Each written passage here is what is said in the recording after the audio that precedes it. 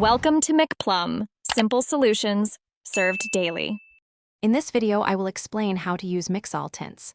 Mixol Tints are incredibly versatile, highly concentrated colorants designed for a vast array of materials.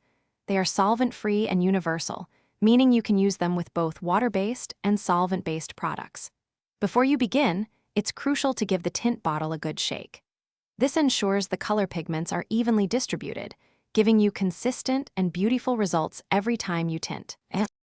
When starting, always remember that a little goes a long way with these concentrated tints. Begin by adding just a small amount, perhaps 1 to 3% of your total material volume. Mix it thoroughly into your base, then apply a small test patch. It's really important to let this test patch dry completely, as the final color can often appear different once dry compared to when it's wet.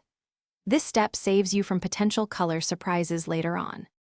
To achieve your perfect shade, add more tint gradually, in very small increments. Mix well after each addition and retest until you reach your desired color. It's a great idea to make a note of the exact ratio of tint to your base material.